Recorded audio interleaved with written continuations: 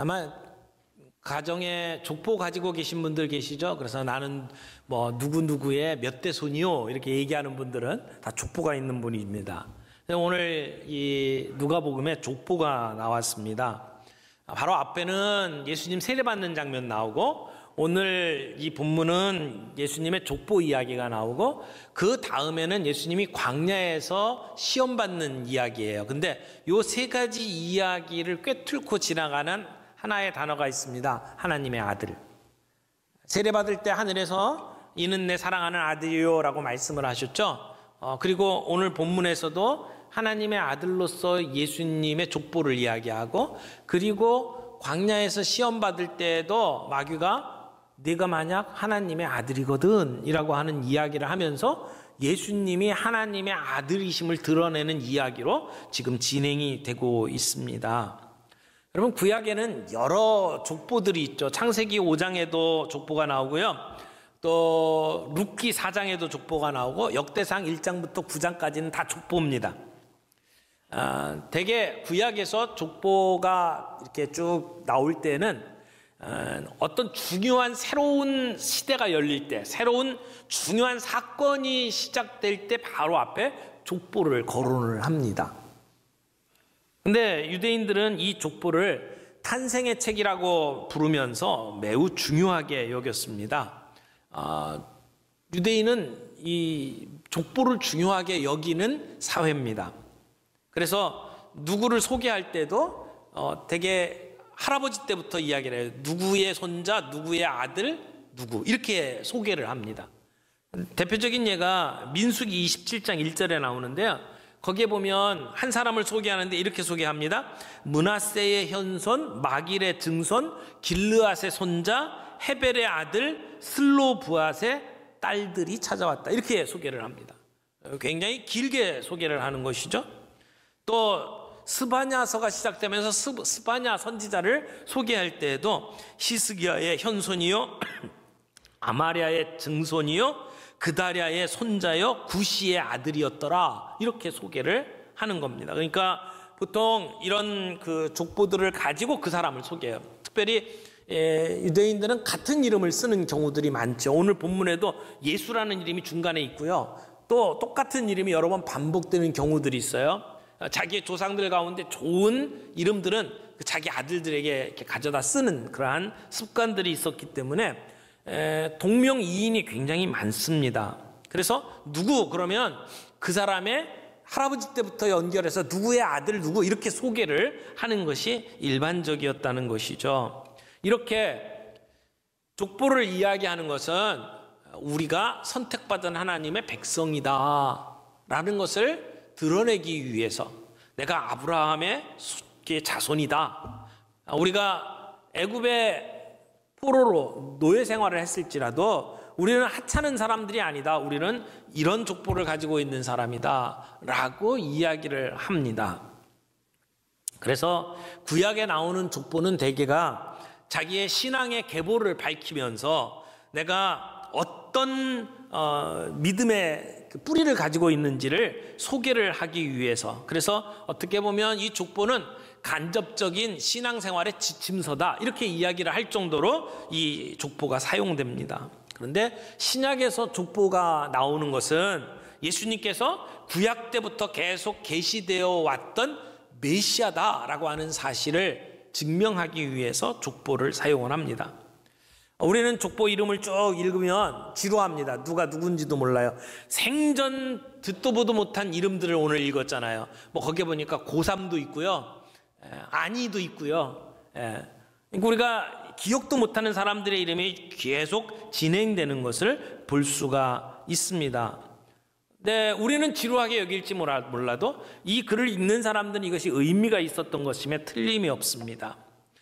오늘 본문의 이 족보는 우리가 이해를 하려면 누가복음을 먼저 이해를 해야 돼요. 누가복음의 배경, 누가복음이 누가 누구에게 썼는지 이것을 좀 이해를 하는 것이 필요합니다. 먼저 지금 우리가 누가복음이라고 하는 본문을 보고 있습니다만은 어쩔 수 없이 우리는 마태복음에 나오는 족보를 비교할 수밖에 없어요. 그래서 두 시각이지만 한 복음을 이야기하고 있는 것을 저희들이 먼저 살펴보기를 원합니다. 우리가 이 본문을 읽다 보면 조금은 당황스럽습니다. 왜냐하면 또 다른 족보가 있단 말이에요. 마태복음에는 1장 1절서부터 족보부터 시작을 해요. 근데 누가복음은 3장 뒷부분에 와서 이 족보를 들고 나옵니다. 그런데 차이점이 있어요. 마태는 아브라함부터 족보가 시작이 돼요. 그래서 아브라함부터 쭉 돼가지고 다윗까지, 다윗부터 바벨론 포로까지, 그리고 바벨론 포로에서 예수님까지, 그래서 각각을 14대로 엮었어요. 그런데 누가복음의 족보는 예수님부터 올라갑니다. 예수님의 아버지가 누구고 그 아버지의 아버지가 누구고, 그래서 그 위는 계속 올라가는데 누구까지 올라갑니까? 다윗을 거치고 아브라함을 거치고 그리고 더 올라가요. 그리고 아담에게까지 올라가고 마지막에는 그 위는 하나님이시다. 이렇게 소개를 하고 있는 족보입니다. 유대인들은 족보를 중요하게 여긴다고 그랬죠. 그래서 유대인들에게 예수님을 소개하기를 원했던 마태는 족보부터 시작을 했어요. 그러니까 유대인들은 이 족보를 중요하게 여긴다는 것을 전제하에 마태는 예수님의 족보부터 시작을 해서 마태복음을 이어갑니다. 그런데 지금 헬라인, 이방인에게 예수님을 소개하는 누가가 지금 유대인들처럼 그렇게 족보가 중요하게 여겨지지는 않았을 거라고 생각을 합니다. 오늘 이 족보를 들고 나온 이유는 마태하고는 다른 입장에서 설명을 하고 있습니다. 특별히 이방인들, 이 헬라 사람들에게 예수님을 소개하면 예수님은 이런 분이고 예수님은 이런 기적을 베푸셨고 예수님은 이런 것을 가르쳤습니다 라고 이야기를 하면 이 헬라 사람들은 늘 그 마음속에 신들의 이야기가 가득 차 있었습니다. 그래서 태양의 신 제우스가 어떻고 또 뭐 바다의 신이 어떻고 그러면서 신과 인간이 결혼을 하고 거기서 누가 태어나고 뭐 이런 이야기들을 너무도 그냥 일상생활처럼 듣고 자란 사람들입니다. 그래서 예수님에 대한 이야기를 하면 이 얘기도 또 하나의 신화겠지 이렇게 생각을 할 가능성이 높았습니다. 이 누가는 예수님의 이야기는 너희들이 그렇게 알고 있는 그런 그리스 신화하고는 다른 이야기야 라고 하는 것을 하고 싶었던 거죠. 그래서 누가복음을 시작하면서 누가는 역사적인 이야기를 계속 끄집어냅니다. 누가 총독일 때, 누가 유대 땅을 다스릴 때에 그런 이야기를 하면서 오늘 이 족보 이야기를 하고 있습니다. 더 당황스러운 것은 똑같은 족보를 얘기하는 게 아니고요. 마태복음에 나온 사람들의 이름하고 누가복음에 나온 사람들의 이름이 달라요. 그래서 이 내용을 보다 보면 굉장히 당황스럽습니다. 마태는 다윗의 아들 솔로몬을 따라가요. 그런데 누가는 다윗의 아들 나단을 쫓아갑니다. 그러니까 다른 족보예요. 다윗까지, 아브라함부터 다윗까지는 같은 족보인데 다윗부터 이어지는 내용을 보게 되면 다른 집안 이야기를 지금 들고 나오는 거예요. 더 당황스러운 것은 예수님의 아버지 요셉의 아버지가 달라요. 그러니까 마태복음에는 요셉의 아버지가 야곱이라고 하고 누가복음에는 요셉의 아버지 이름이 헬리로 나옵니다. 그래서 사람들은 이게 성경의 오류다 이렇게 이야기를 하는 사람들이 있죠. 그러나 유대인들은요 족보를 그렇게 허투루 다루지를 않습니다. 굉장히 꼼꼼하게 관리를 하고 기록했습니다. 그런 면에 있어서 이것이 오류라고 말할 수가 없어요.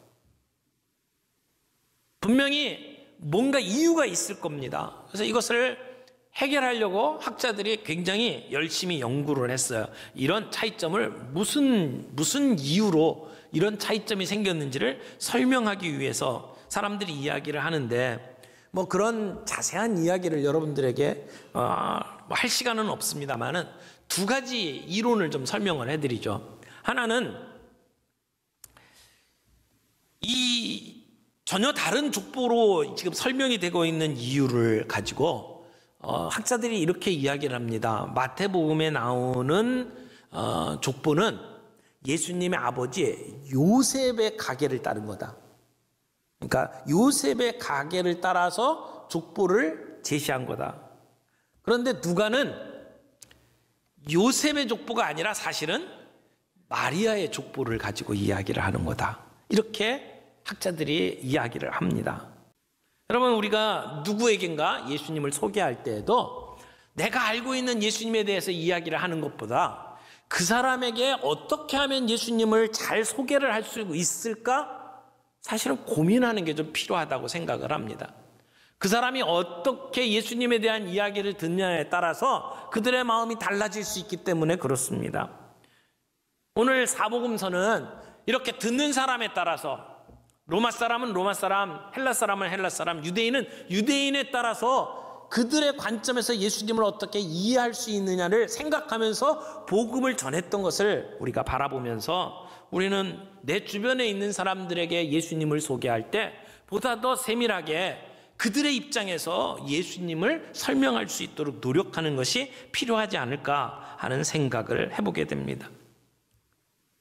그리고 이 족보에서 두 가지 중요한 강조점을 저희들이 좀 다시 더 살펴보기를 원합니다. 하나는 예수님을 소개하면서 우리와 똑같은 인간이신 예수님으로 누가가 소개를 하고 있다는 겁니다. 자, 아까 마태복음 이야기를 했잖아요. 마태복음 1장에서는 누가 누구를 낳고 누가 누구를 낳고 이렇게 위에서부터 내려오는 식으로 이야기를 합니다. 근데 1장 16절에 예수님을 소개하면서 마태는 이렇게 소개를 합니다. 야곱은 마리아의 남편 요셉을 낳았으니 마리아에게서 그리스도라 칭하는 예수가 나시니라. 자, 마태복음의 논조를 잘 기억을 하세요. 자, 마태는 이렇게 얘기를 합니다. 야곱이, 요셉의 아버지 야곱이 마리아의 남편 요셉을 낳았대요. 그러면 그 다음 얘기는 어떻게 해야 돼요? 그래서 요셉이 예수를 낳았다 이렇게 소개를 해야 되잖아요. 근데 뒤에 말이 틀려요. 뭐라고 그랬냐면 마리아에게서 그리스도라 칭하는 예수가 나시니라. 그럼 마태가 주장하고 있는 건 뭐예요? 요셉이 낳은 게 아니라는 거예요. 요셉까지 이야기를 쭉 전개를 해놓고 마지막에 요셉이 낳은 게 아니라 마리아가 낳았다 이렇게 소개를 하는 거죠. 그런데 누가복음에는 사람들이 알기에 예수님은 요셉의 아들이다. 그래서 요셉의 위는 헬리고 헬리의 위는 이렇게 쭉 올라간단 말이에요. 그걸 보면 누가복음에서는 예수님이 누구 아들이라는 거예요? 요셉의 아들이라고 소개를 하고 있어요. 차이가 있죠. 왜 마태는 요셉이 아들을 낳지 않았다고 소개를 할까요? 그것은 예수님은 요셉의 아들이 아니라 마리아의 아들, 동정녀 처녀의 몸에서 태어난 예수님이라는 것을 강조하는 거죠. 예수님은 죄 없이 태어났다는 거예요. 죄 없는 예수님에 대해서 마태는 소개를 하고 있는 겁니다. 그런데 누가는 사실상 육체적으로는 요셉이 예수님의 아버지가 아닌데도 예수님을 요셉의 아들이라고 소개를 합니다. 그것은 예수님이 우리와 똑같은 인간이라고 하는 것을 소개를 하는 거죠. 여러분, 성경에서는 예수님이 우리와 똑같은 인간이다, 동시에 하나님이시다 이렇게 소개를 합니다. 반 하나님 반 인간이 아니에요. 그럼에도 불구하고 많은 사람들은 그렇게 예수님을 이해하지 않고 예수님의 신성을 강조하는 사람은 예수님은 사람이 아니라고 주장을 하고, 예수님의 인성을 강조하는 사람은 예수님은 하나님이 아니라고 강조를 하고, 그래서 이단에 빠지는 사람들이 참 많이 있었습니다. 특별히 초대교회 당시에는 헬라 철학의 영향을 받았어요. 헬라 철학의 영향을 받은 사람들은 이원론에 많이 빠졌습니다. 이원론이 뭐냐면 영은 선하고 육은 악하고, 예수님은 영적인 분이지 육적인 분이 아니다라고 하는 입장을 가지고 있는 사람들이 많았어요. 그래서 예수님은 인간이 아니다. 그분은 하나님이신데 그냥 모습만 그렇다는 거죠. 인간이 아니다라고 주장하는 사람들이 그 당시에 많았습니다. 그러나 예수님은 반드시 인간이셔야 해요. 왜? 그분은 우리의 죄를 대신해서 죽으시는 분이기 때문에 그렇습니다. 그런 면에서 예수님은 하나님이실 뿐만 아니라 우리와 똑같은 인간이다라고 하는 사실을 강조하기 위해서 누가는 예수님이 요셉의 아들이라고 소개를 하고 있는 거죠. 누가는 우리의 아버지가 하나님이다. 그리고 예수님의 아버지가 하나님이다. 지금 이 얘기를 하고 있는 거예요.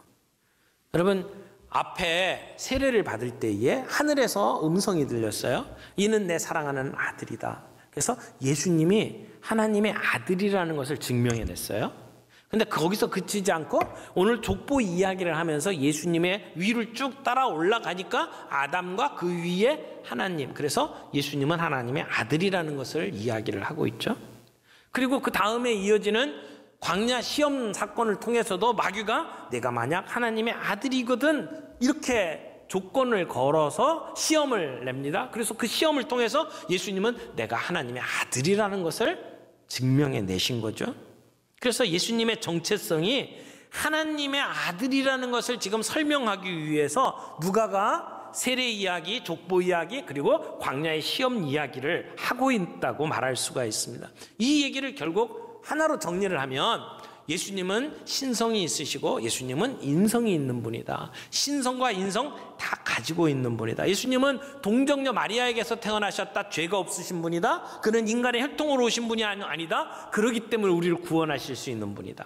그러나 누가에서는 예수님은 요셉의 아들이다. 우리가 똑같은 인간이다. 우리를 대표해서 예수님은 십자가를 지셨고 우리를 구원하셨다. 그래서 우리가 구원받을 수 있었다. 그래서 예수님은 하나님으로서 우리를 구원하셨을 뿐만 아니라 인간의 대표로서 우리를 구원하신 분이다 라고 하는 것을 이야기하고 있는 것이 바로 누가복음의 메시지라는 겁니다. 그 예수님이 유대인들만을 위해서 오신 것이 아니라는 겁니다. 아브라함과 다윗의 자손 메시아로 오신 것은 단순히 유대인들을 구원하기 위해서 오신 것이 아니라 바로 우리 모든 인류를 위해서 오셨다. 그래서 마가복음에서는 바로 유대인들에게 예수님이 그 약속에 따라서 오신 메시아라고 하는 것을 소개를 해주고 있지만 누가는 예수님은 바로 우리 모든 인류를 위해서 오신 분이다 라고 하는 것을 강조하면서 헬라 사람들도 예수님 앞에 나아올 수 있도록 돕고 있는 것을 우리는 봅니다. 여러분, 오늘 이 말씀을 우리가 정리를 하면서 예수님이 유대인들만을 위해서 오신 분이 아니고 온 인류를 위해서 오셨다라고 하는 사실, 유대인들만을 위해서 십자가에서 피를 흘리신 것이 아니라 모든 사람이 구원받기를 원하셔서 예수님은 십자가에 돌아가셨다는 사실을 우리가 다시 한번 마음속에 담기를 바랍니다.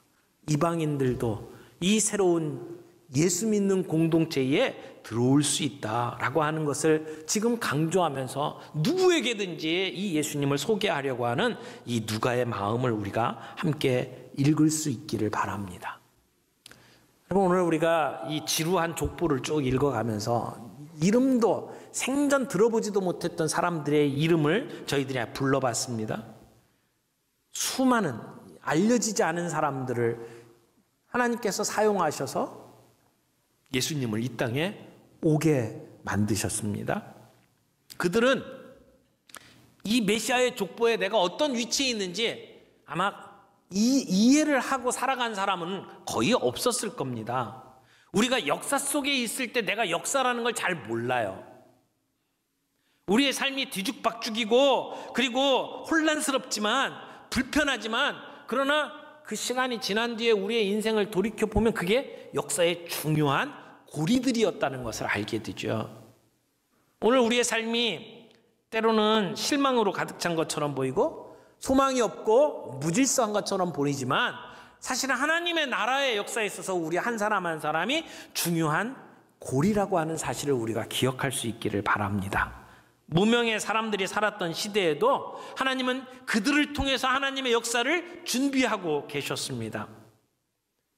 언젠가 뒤를 돌아다려 보면 하나님이 나를 이런 곳에 쓰셨구나 라고 깨닫게 될 것입니다. 오늘 우리들의 삶 속에서도 하나님의 나라 가운데 하나님이 나를 어떻게 쓰시는지를 의미 있는 고리로 우리가 볼 수 있기를 바랍니다. 특별히 오늘 본문의 시작이 이렇게 시작돼요. 23절에 보면 예수께서 가르치심을 시작하실 때에 30세쯤 되시니라 이렇게 이야기를 해요. 그러니까 예수님이 태어난 때가 BC 4년쯤 봅니다. 그래서 4년 헤롯 대왕이 사망하기 직전에 예수님이 태어나셨다고 보면 이 누가복음 3장 오늘 23절에서 명시하고 있는 그때가 되면 예수님은 31살쯤 됐을 거예요. 근데 30살이라고 하는 건 굉장히 의미가 있는 시간입니다. 성경에 나오는 많은 인물들이 30살에 뭔가를 했어요. 요셉이 애굽의 국무총리가 되었을 때가 30살입니다. 그 전까지는 30살에 그 사역을 할 수 있도록 준비하는 과정이라고 말할 수 있습니다. 다윗도 30세에 이스라엘의 왕이 되어서 다스리기를 시작을 했습니다. 30세가 되었을 때에 제사장들이 공직에 나갈 수 있었습니다. 이런 의미에서 30세는 굉장히 중요한 의미예요. 예수님의 공생애도 30세부터 시작이 됐어요. 예수님은 어렸을 때부터 12살에 예루살렘 성전에 갔을 때도 내 하나님이 아버지다라고 하는 걸 알고 계셨던 분이에요. 그러면 예수님은 메시아로 오셨고 그만한 능력을 갖고 계셨다면 12살 때부터 일할 수 있었을 거예요. 그런데 예수님은 그 뒤 18년의 시간을 보내고 난 뒤에 30살 때 공생애가 시작이 됩니다. 범사에 때가 있습니다. 하나님께서 허락하시는 때가 있어요. 그때까지 우리는 인내하며 준비하는 것이 필요할 겁니다. 손을 놓고 있으라는 얘기가 아니에요. 하나님이 언젠가 우리를 쓰실 수 있도록 우리가 준비하며 사는 것이 필요하다고 생각이 됩니다. 주님이 언젠가 우리들에게 어떤 일을 맡기시든지 간에 준비하고 있어야 합니다. 오늘 우리들의 삶 속에 우리의 인류를 바라보시면서 우리를 구원하기 원하시는 하나님의 마음을 우리가 이해하기를 원하고 그들에게 모든 인류에게 복음을 전하기 위해서 다양한 각도에서 예수님을 소개하려고 했던 이 누가의 마음을 우리가 마음속에 담기를 원합니다. 그리고 한 사람이라도 더 회개하고 돌아오는 것을 기다리면서 참고 계시는 주님을 바라보며 오늘 우리의 삶 속에 누구를 만나든지 그들의 입장에서 그들이 이해할 수 있는 수준에서 예수님을 만날 수 있도록 소개하는 일에 우리가 쓰임받고 우리가 그렇게 준비할 수 있기를 바랍니다.